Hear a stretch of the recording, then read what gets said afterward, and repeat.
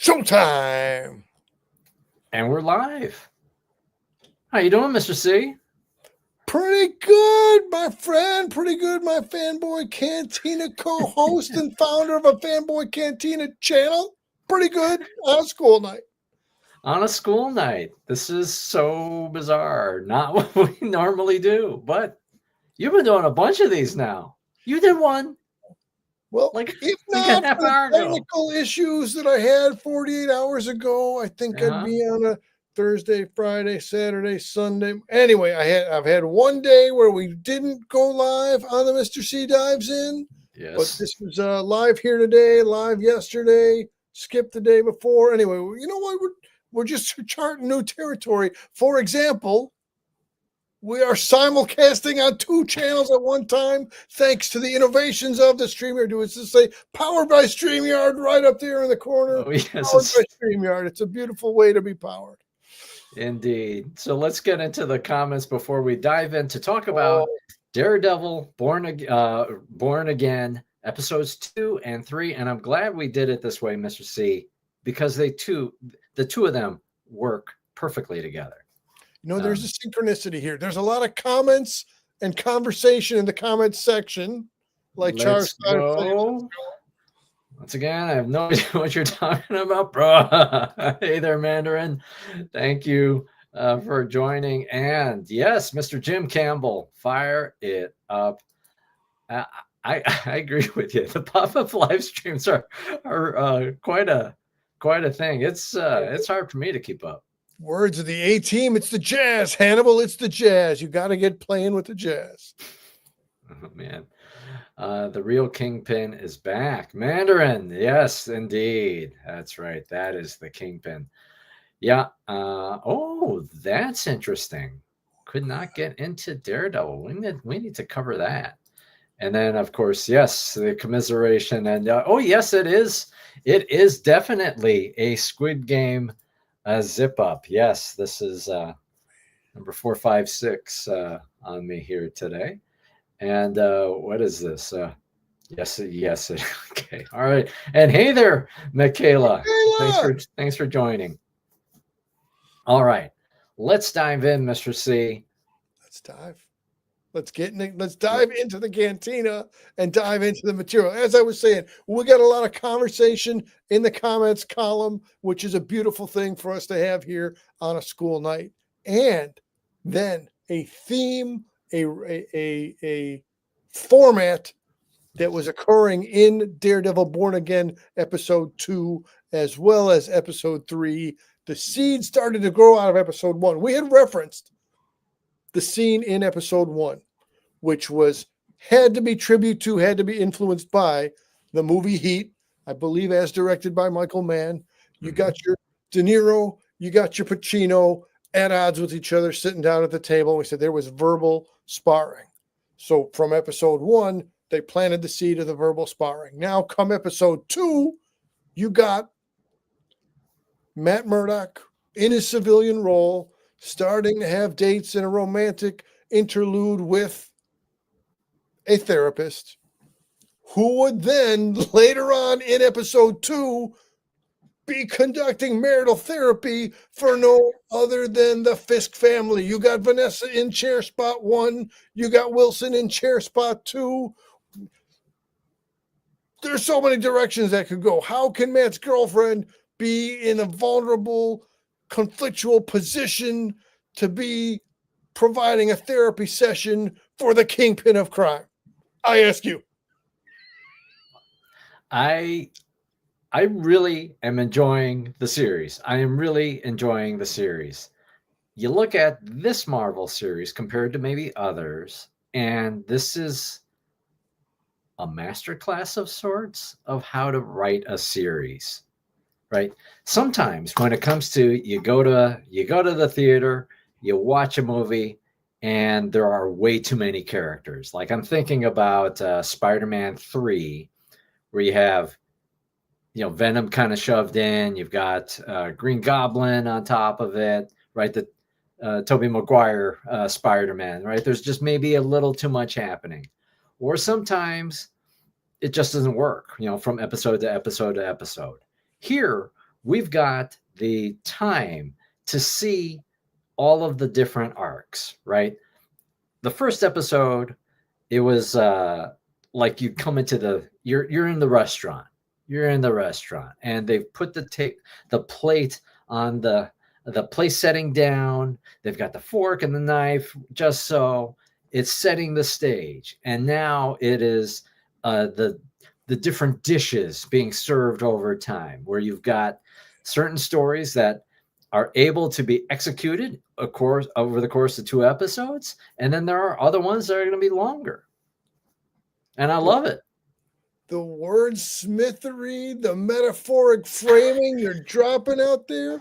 I'm sitting here getting ready to say I see our current view count is it going a little up, a little down. Yeah. I'm saying probably now because of your Spider-Man 3 reference. I'm sure Ron Howard was watching, and now you've alienated Ron Howard by disparaging the work of his daughter in Spider-Man 3. But oh my goodness. We have the legend here. Bro, now wow. Is this the first time ever where we have the Bro Axiom representation and the Mandarin in the comment section at the same time? And the full cast of characters. And TriStar G and Michaela, all of the roads coming together here. Out of control. All right. So, wait a minute. We've got I want to see Fanboy G and Mr. C reenact a dinner scene from Daredevil. Yes. We're not prepared for that at this time, but we just lower an octave. I just talk like this and the rest of the episode.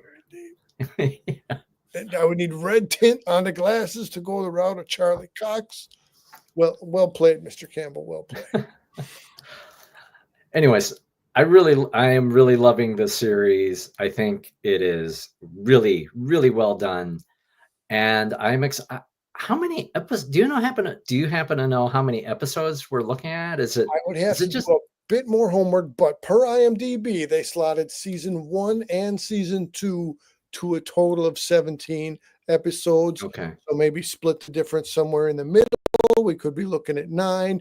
And let me say also, in the wizardry of IMDb, there have been in the history of the website certain fake outs or certain reveals that didn't get spoilerized. Yeah. So it might not be exactly 17. You might see a character listed for so many episodes. They might appear in more. But all this is continuing grist for the mill to continue to kick around and try to do some discovery.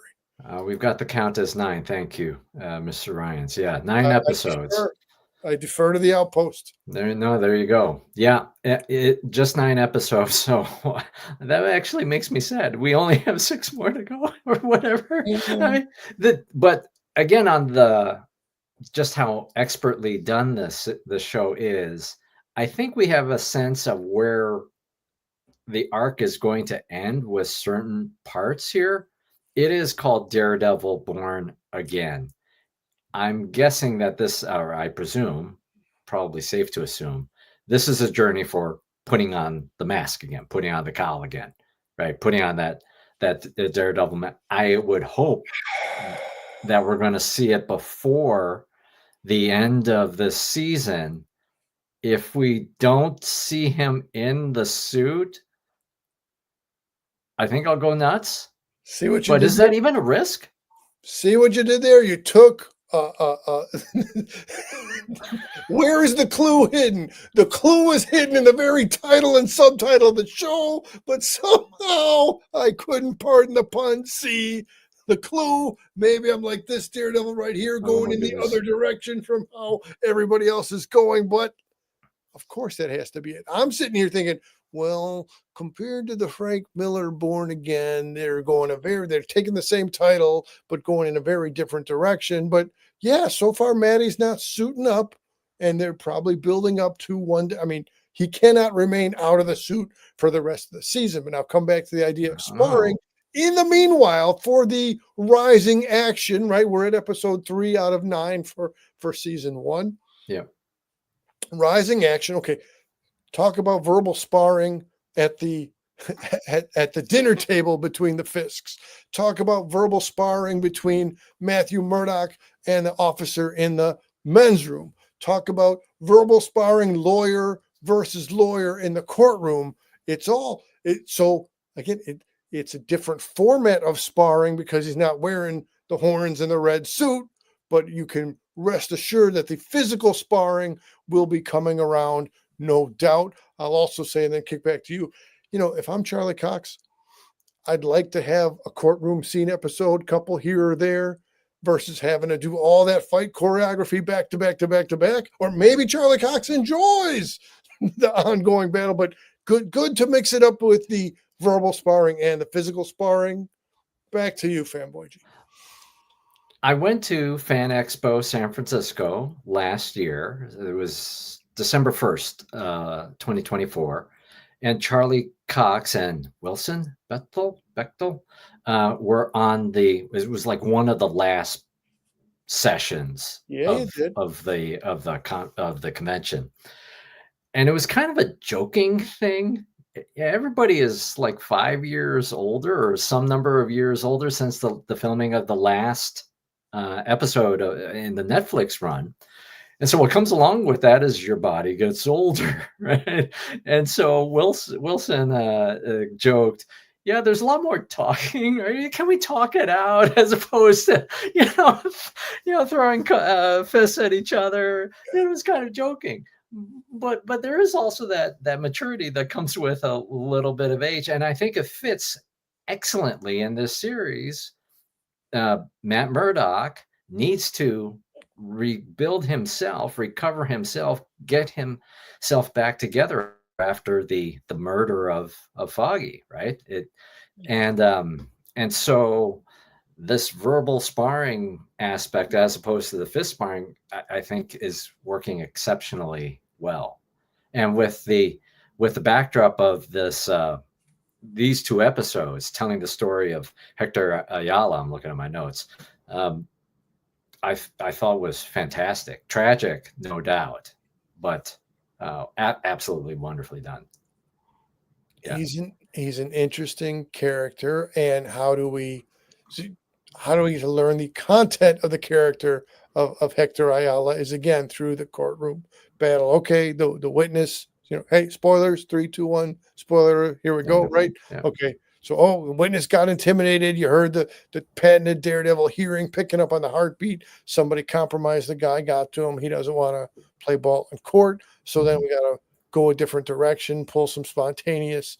And then again, credit to the writing. Like, I don't know how to write a scene of fight choreography. I don't know how to write a courtroom battle, lawyer against lawyer. But man, I'm sitting there, ooh, what's good? Oh no, they tell him don't.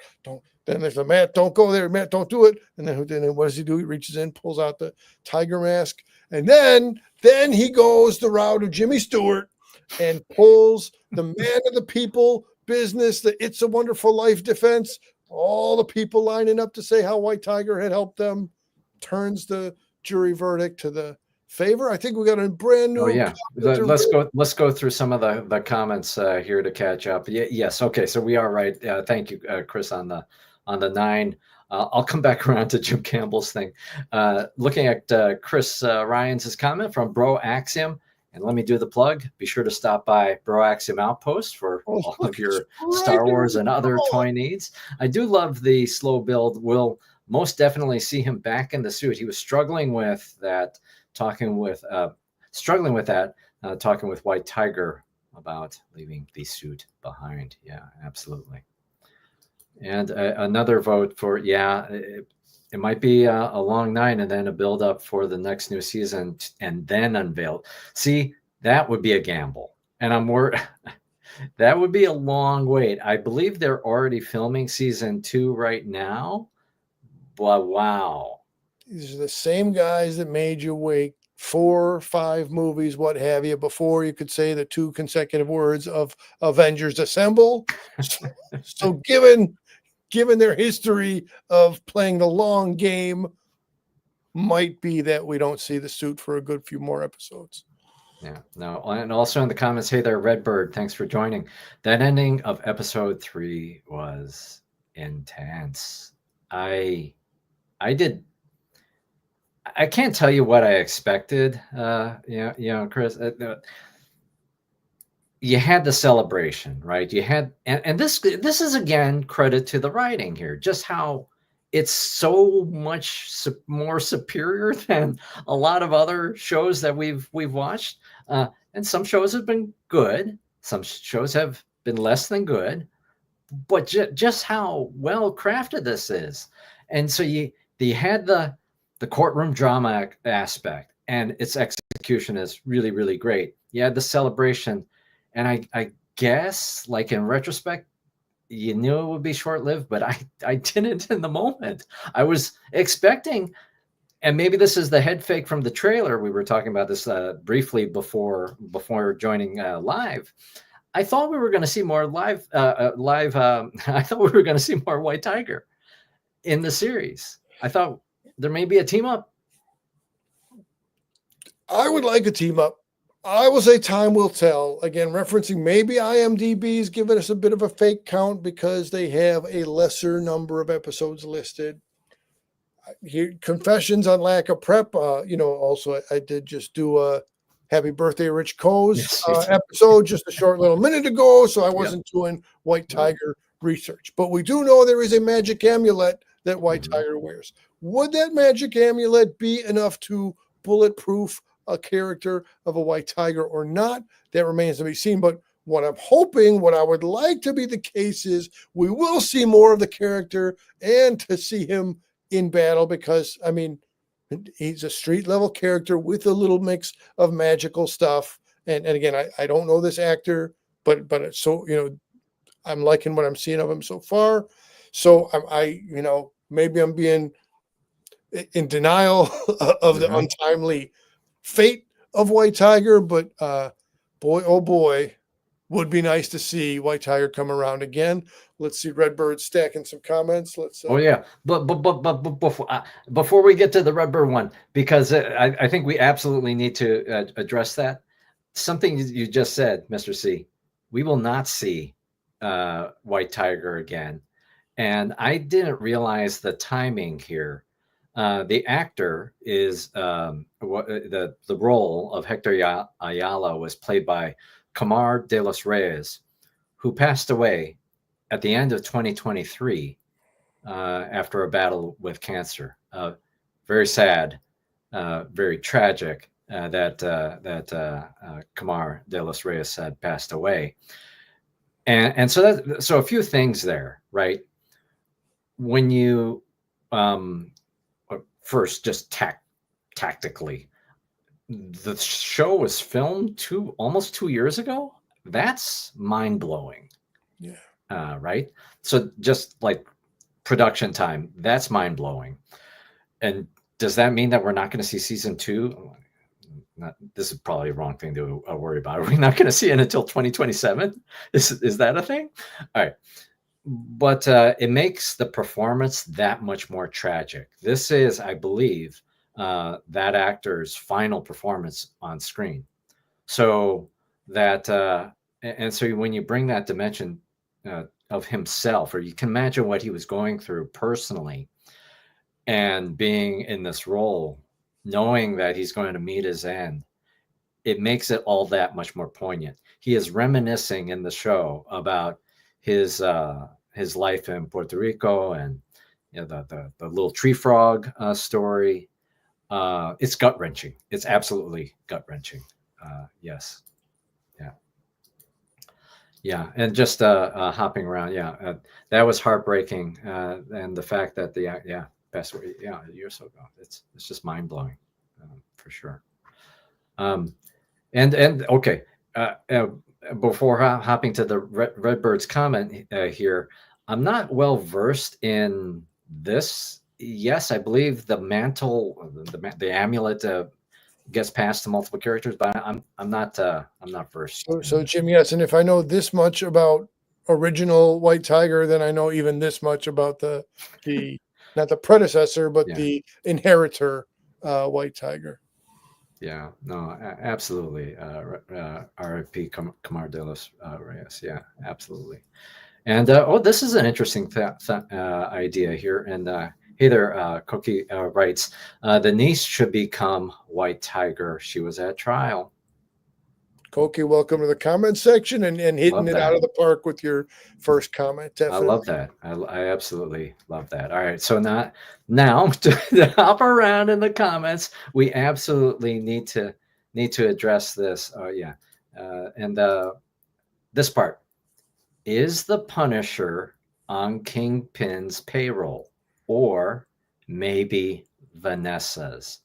So we've got the signals, right? In episode 2, the two cops that rough up that are on the hunt for the informant and then do battle with Matt Murdock. One of them has a tattoo. You can see it on his arm of what looks like the Punisher symbol or something along those lines.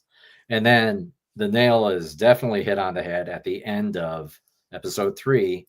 The person who kills Hector Ayala is wearing the Punisher shirt.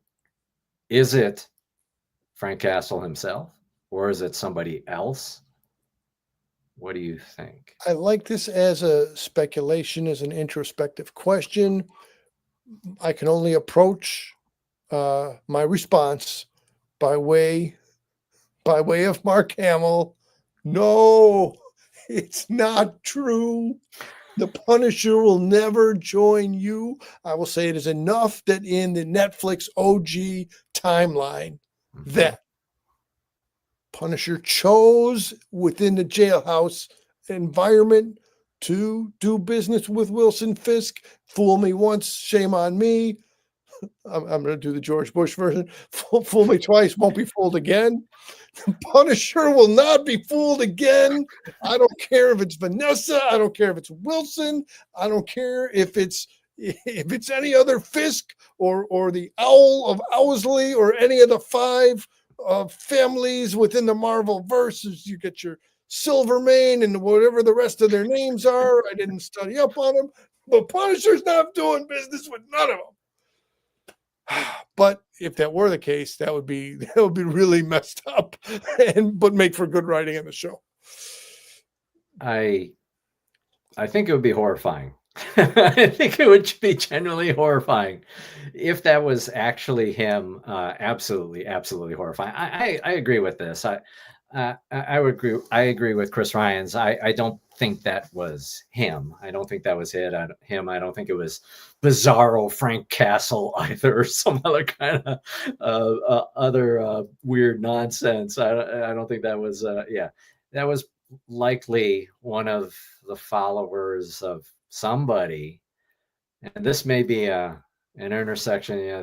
The creator of the Punisher, whose name is escaping me, that's bad, has created some distance between himself and the character they created versus how that mantle has been adopted in certain circles, for sure. So there may be a imitating life aspect to this, but separate from all that, I hope it's not him. I don't think it was him.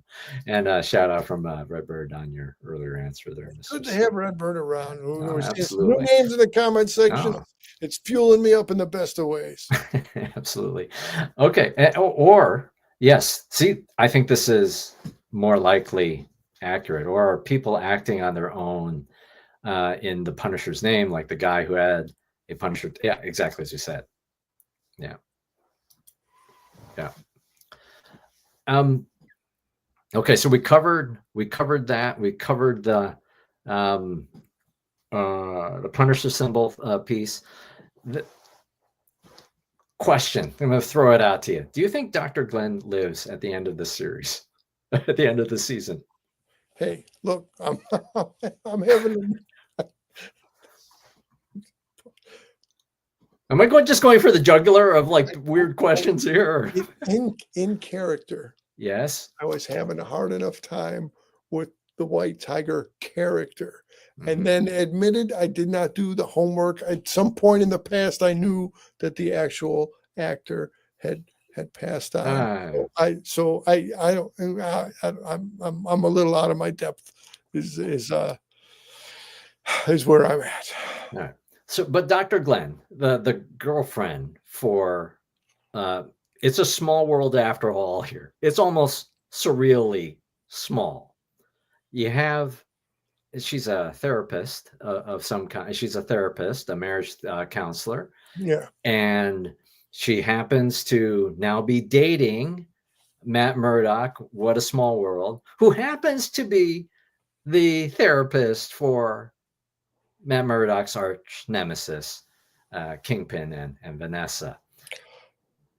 Okay, so let's pull reference from The Sopranos, because now you've got that same dynamic, and and That's a good and pull.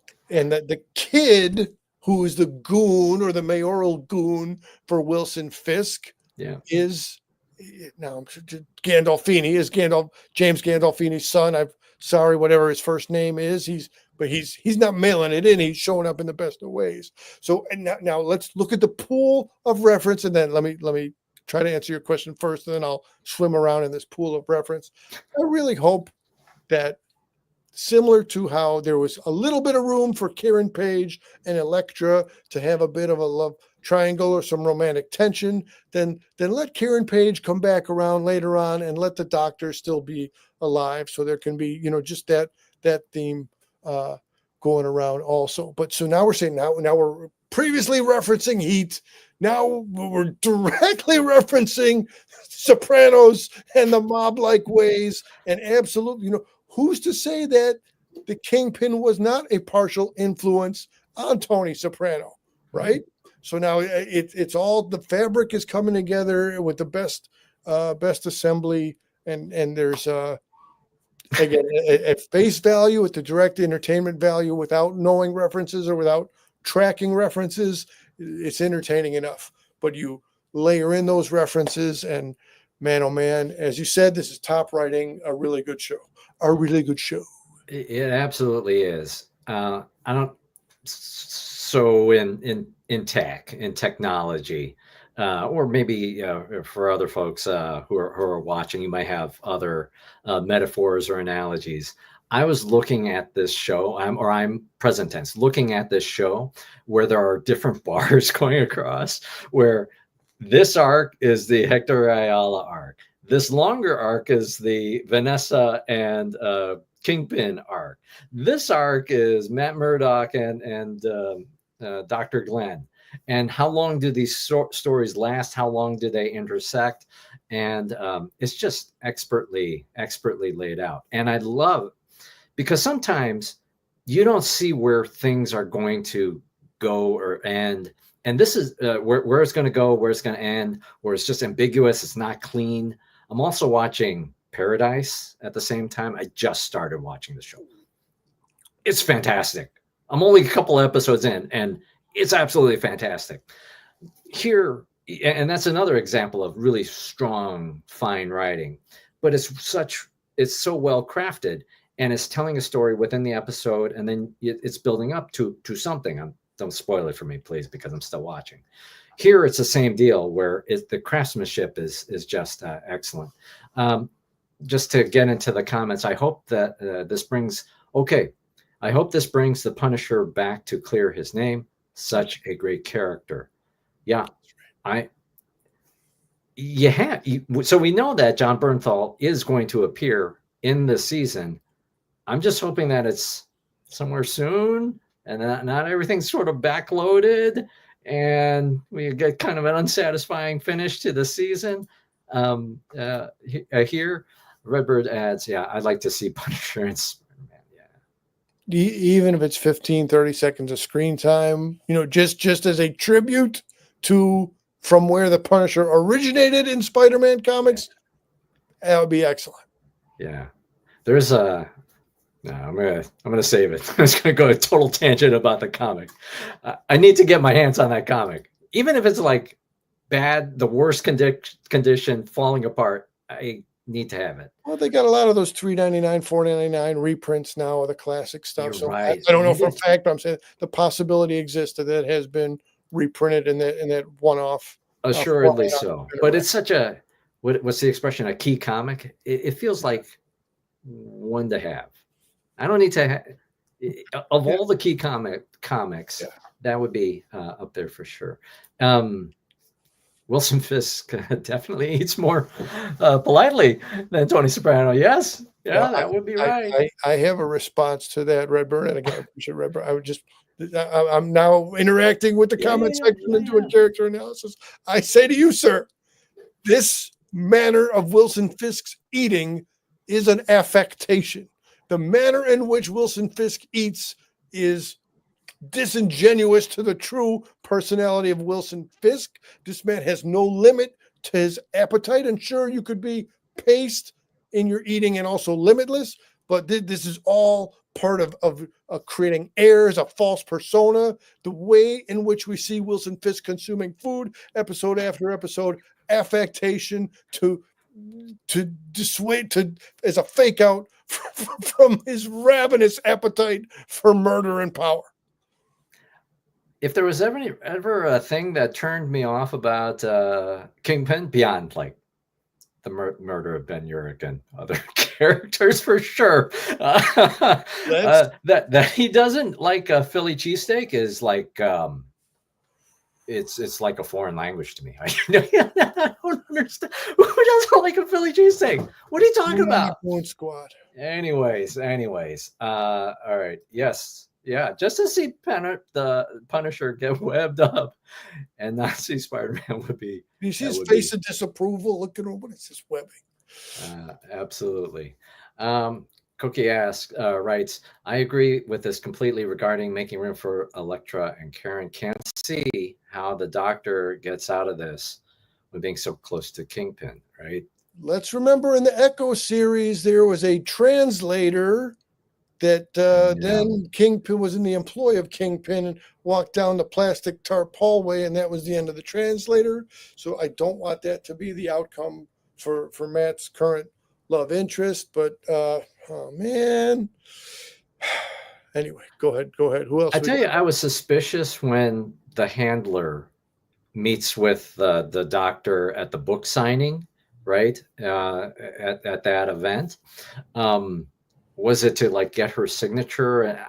I was going in some other place. Maybe it was to get her signature and forge something, or was it some kind of other nefarious thing? No, it was to learn more about her and get her to address the needs of Fisk and Vanessa. Question for you, and I think this was maybe a sign of things to come. There was the unusual person right before the handler that asked for Dr. Glenn's, I think that's her name, the doctor's business card because he needed to talk to somebody. There was so much time in that moment that I assume, I haven't looked at IMDb, I assume that's going to pay itself off. It would have to. I mean, why film a scene if it's not going to pay itself off? It has to come around again. It could be some creepy dude that just wanted to spend time and say hi.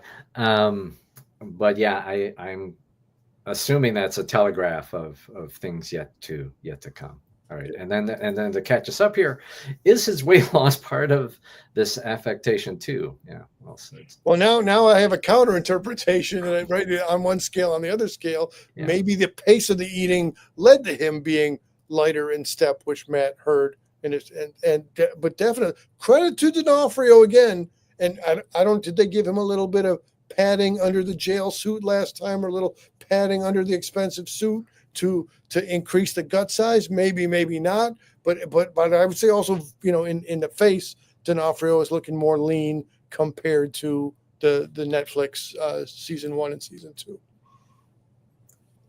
Yeah, bulking up probably to the Netflix version of him. I had assumed it was a suit. I had assumed it was a little bit of padding. Maybe it's a little bit of both. Maybe you take out the padding and D'Onofrio slims down a bit, and then you get the full contrast between Fisk at the time and Fisk in the past and Fisk in the present.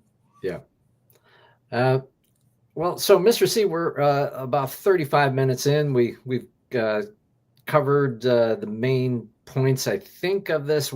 Other things that you wanted to cover for today? Excellent question, my friend. Again, we were always flattery and always a good pool of energy to have a wealth of comments in the comment section. Campbell always yes. a Campbell's Corner question. Which suit. I don't think we're going to see the yellow and red, the She-Hulk style suit, which replicates Matt's first suit in Daredevil #1 and all that. I don't think we're seeing that. Maybe we're going to see more of like a red and black. And yes, there was darkish red, black tones along the ribs and the side armoring there. But I'm thinking maybe I'm just throwing this off on the top of my head. I got no evidence. I'm just here's an idea. Could be right, could be wrong. Like in the Daredevil 2099 stuff, or the where it was more armor. Maybe something of that persuasion, but maybe a contrast between black and red. Just throwing it out there. Fanboy G, how do you? And Jim Campbell, how do you answer your own question? But before Jim Campbell, G, what do you think? What are we looking at? The yellow and red costume, right? What? No, that's my least favorite one. Yeah. Golly, it's a tough question. It's a really tough question. Yeah. Well, that's why we have Campbell around. I'm not a fan of the armored Daredevil. That's not my favorite version. I like the more grounded that it is a suit. That it is a suit, not the armor plated. Yes, I think that's right. Oh yes, and thank you, Redbird. Thanks for taking the time. Great to talk Punisher with you as well. Yeah, I think it could be the black outfit. That would make sense. I'd be good with that. Yeah. Now, and as you said, so we mentioned Ben Urich. Yeah. And let's come to the BB Urich. So again, we're getting the video recordings of BB Urich, video journalism, video documentary, and she's carrying. Now these brief recorded people she's interviewing, they seem so not just so New York characters, but Marvel New York characters, just in their speech pattern and the comments that they make, all of it together. But now I say, as Wilson Fisk in this world on TV had murdered Ben Urich, do not you dare call the niece of Ben Urich back into your office, you disingenuous murderer. Don't you call the niece back in your office after you put Ben Urich to death. So, but obviously they're trying to have the element of fear for her. How will things turn out for her? Maybe she'll be able to reclaim some vengeance for her uncle or some kind of a thing in helping of a takedown of Kingpin. Gee, what are your thoughts about in episode 3, I was saying Vanessa, but Vanessa's the wife of BB Urich being called in to the office? Yeah, it's scary. It's really scary, right? She's figuring out her way into the Fisk sphere, the Fiskiverse, through the other young handler. I've kind of wondered where this was going, or I still wonder where this is going. Is she more somehow an ally of Fisk and his beliefs and his motives? Is there a strong, because just because you're the niece of Ben Urich doesn't necessarily mean you have the same values or experiences or any of that. So she could be a very different person than Ben Urich, or it could be they are well aligned. There's a suspicion of Kingpin's role in his death, his murder, and then this is maybe an elaborate way to infiltrate and take him down. The questions that she asks in episode 2 are not kind of softball questions. She's digging in. She's asking, hey, if you lose the police force, you lose the city. She's not to be underestimated. No, she's not. Yeah.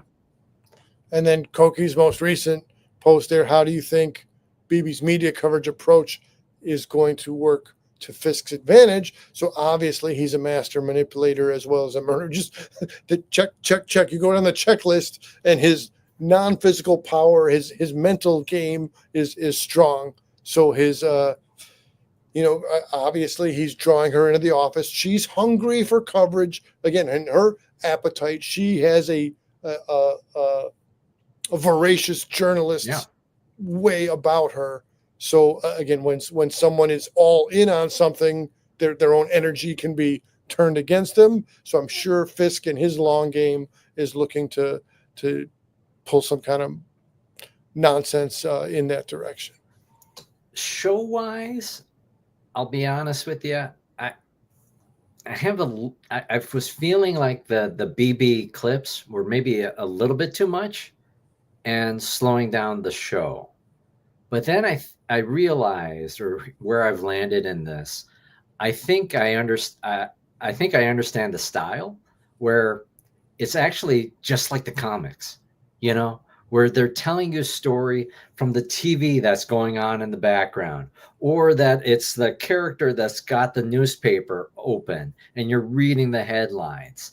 This is a Disney Plus version of inserting that, or a 2025 version of how do you insert that extra context, but In in a the TV TikTok show. world, as we sit Yeah. here on YouTube, in a world in which TikTok and YouTube Shorts Yes. are highly prevalent, in a world in which MTV Pop will eat itself, the short format 2 to 3 minute music video is now too lengthy to have play on a mainstream cable channel of not MeTV, but MTV. Yes. Yes. Yeah. So I do. Again, I think maybe there's maybe a clip too many in there, but it is doing a great job of letting us understand the rest of the environment. Yeah, Matt Murdock eavesdropping on all the conversations happening in New York gives you a lens of the conflicting views about Fisk and the world and all of that. It's I think it works great. But all right, any closing thoughts, Mr. C? Good to do this again by you. Credit to you for saying when we had not yet seen 3, like your premonition powers were strong to know that to put 2 and 3 together into this review, just thematically the way it played out, well arranged. Again, we're looking to enjoy ourselves here. We're looking to converse with new people and have a good conversation around the channels here. Before Chai Star asks when is the next live stream, as his closing question, not exactly sure, but we'll be doing more clowny good stuff coming around on both the Mr. C Dives In and on the Fanboy. Don't hit the table, don't shake the stand. What is the stand say? Is it SOH? I couldn't understand the, it was missing a vowel or something, or anyways, sometimes with the Amazon furniture, it's a little bit, it got funny names. All right. Well, thank you, everybody who's taken a little bit of your, I think it's the Wednesday, to hang out with us, loving the series and loving the discussion with everybody. Join us next time when we're hopefully talking about 4, and we'll join us. I'm rambling now. Yes, thank you, Koki, for taking the time with us. Just a lot of fun. Thank you for being here. All right, that's going to close us out. Thanks for watching. This has been Mr. C Dives In and the Fanboy Cantina. Take care. Have a good night, everybody. Simulcast in, simulcast out.